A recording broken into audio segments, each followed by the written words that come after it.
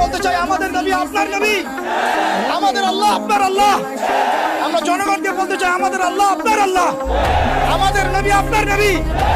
এটা কোনো সাম্প্রদায়িক আন্দোলন নয়, এটা কোনো সাম্প্রদায়িক আন্দোলন নয়, এটা একটা জাতীয় আন্দোলন, এটা একটা জাতীয় আন্দোলন।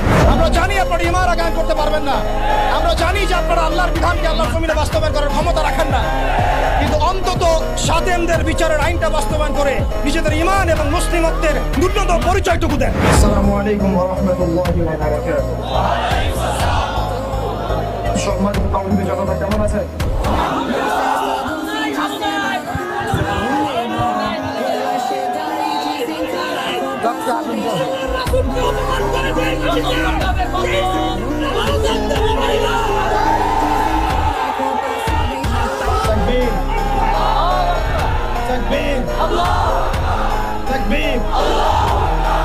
বিসমিল্লাহির রহমানির রহিম। আলহামদুলিল্লাহ নাহমাদুহু ওয়া নুসাল্লি আলা রাসূলিহিল কারীম, আম্মা বা'দ। সম্মানিত তাওহীদের জনতা, আপনারা সকলেই জানেন যে আমরা কি উদ্দেশ্যে এখানে একত্রিত হয়েছে।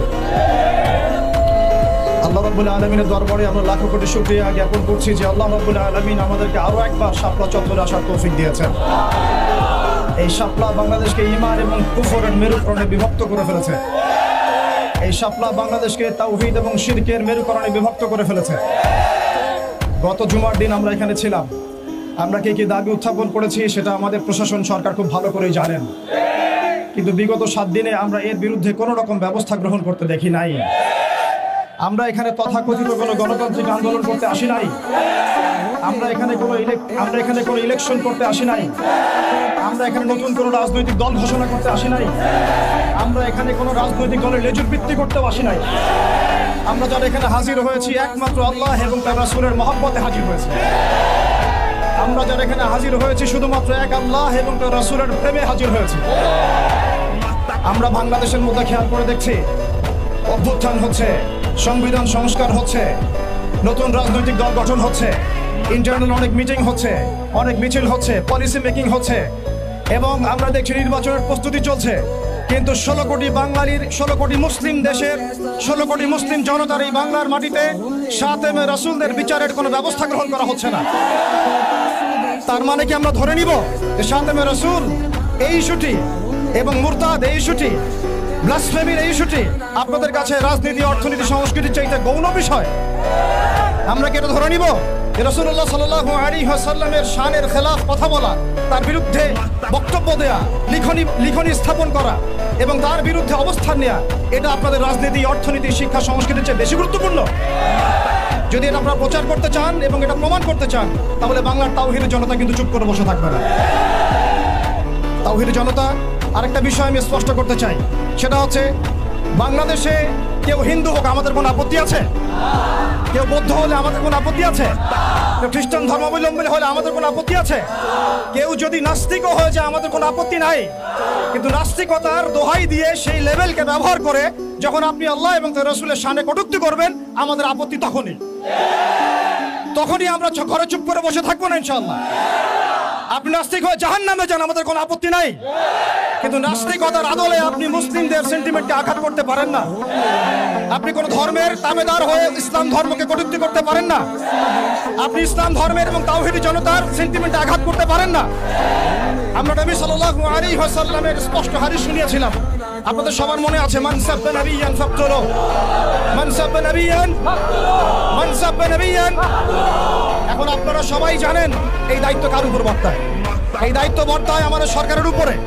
সরকার মুসলিম হোক, অমুসলিম হোক, ইন্টারিম হোক অথবা দলীয় সরকার হোক, যে কোনো সরকারি হোক না কেন, তার উপরে দায়িত্ব বর্তায় তারা যেন সাতেমে রাসূলের বিচার করেন, তারা যেন আল্লাহ দ্রোহীদের বিচার করেন, তারা যেন ইসলাম বিদ্বেষীদের বিচার করেন, তারা যেন ইসলাম ফোবিয়া যারা ছড়ায় তাদের বিচার করেন। কিন্তু এখন পর্যন্ত আমরা তাদেরকে মামলা নিতে পর্যন্ত দেখি নাই। আমাদের ভাইয়েরা থানায় থানায় ঘুরেছেন, মামলা নেওয়া হয় নাই। এই তথাকথিত গণতান্ত্রিক আইনের এবং এই তাগুতি সিস্টেমের মারপ্যাচে সাতেমে রাসূলের মতো স্পর্শগত ইস্যুতে মামলা নেওয়া হচ্ছে না। তাহলে কি আমরা এটা প্রমাণ করেছেন আপনারা তাহলে যে তাগুতি বিধান কখনোই সাম্য এবং ইনসাফ কায়েম করতে পারে না?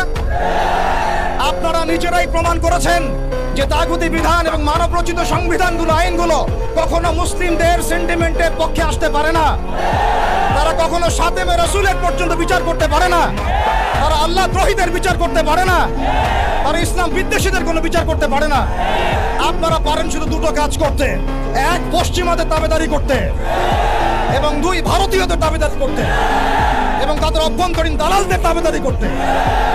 অতএব আমরা আবারও সতর্ক করতে চাই, এই সুস্পষ্ট হাদিসের উপরে আপনারা আমল করুন, অন্যথায় তাওহীদি জনতা শরিয়া আইন বাস্তবায়ন করার প্রক্রিয়ার দিকে হাঁটবে ইনশাআল্লাহ। ইয়া খিলাফ ইয়া শাহাদাত, হয় খিলাফত না হয় শাহাদাত, হয় খিলাফত না হয় শাহাদাত। সম্মানিত তাওহীদি জনতা, আমি অল্প কথা শেষ করব। আমরা এই তাগুতি সিস্টেমের কাছে কোনো রকমের আবদার করতে এখানে আসি নাই। আমরা তাগুতি সিস্টেমের কাছে আবদার করতে আসি নাই, বরং আমরা অধিকার পেশ করতে এসেছি। এটা আমাদের কোনো দাবি না, বরং মৌলিক অধিকার। আমরা আমাদের মৌলিক অধিকার পেশ করতে এসেছি। প্রিয় তাওহীদি জনতা,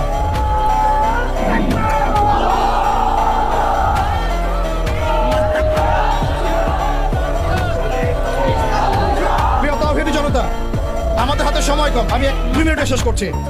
আমরা এখানে বিগত জুমায় রাখাল রাহা এবং তার দোষকদের ব্যাপারে ব্যবস্থা নেওয়ার জন্য এখানে এসেছিলাম, এই দাবি উত্থাপন করার জন্য এসেছিলাম, কিন্তু আমরা এর কোনো বাস্তব প্রতিফলন দেখি নাই।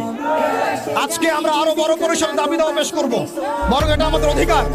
সেটা হচ্ছে শুধু রাখাল রাহা নয়, বরং যত প্রকার সাতেমে রাসূল আছে, যত প্রকার আল্লাহ দ্রোহী আছে, ইসলাম বিদ্বেষী আছে, প্রশাসনের মধ্যে হোক, আমলাতন্ত্রের মধ্যে হোক, এমপি মন্ত্রীর মধ্যে হোক, জনগণের মধ্যে হোক, ব্লগারদের মধ্যে হোক, যে কোনো শ্রেণী পেশার মধ্যে হোক না কেন, তাদের সবার বিচার বাংলার মাটিতে করতে হবে। এখানে আমরা শুধু একজন রাখাল রাহার বিপক্ষে কথা বলতে আসি নাই।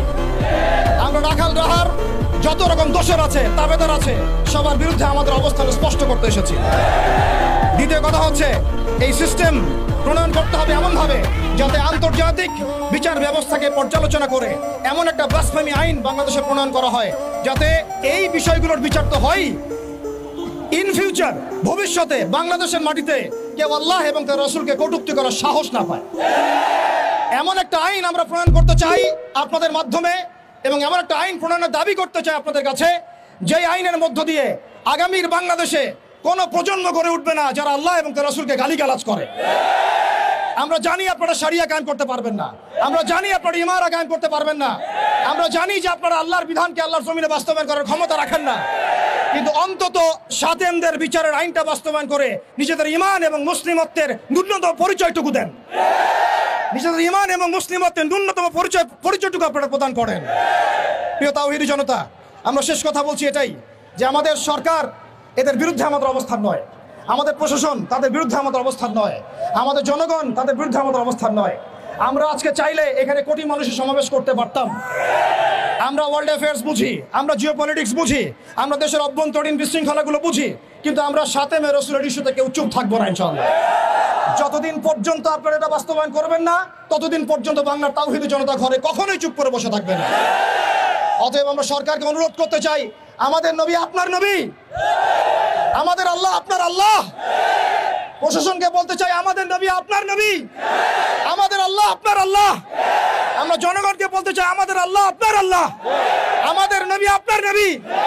এটা কোনো সাম্প্রদায়িক আন্দোলন নয়, এটা কোনো সাম্প্রদায়িক আন্দোলন নয়, এটা একটা জাতীয় আন্দোলন, এটা একটা জাতীয় আন্দোলন। মান সাব্বা নবিয়ান ফাকতুলু, মান সাব্বা নবিয়ান, মান সাব্বা নবিয়ান। ওয়া আখিরু দাওয়ানা আনিল হামদুলিল্লাহি রাব্বিল আলামিন।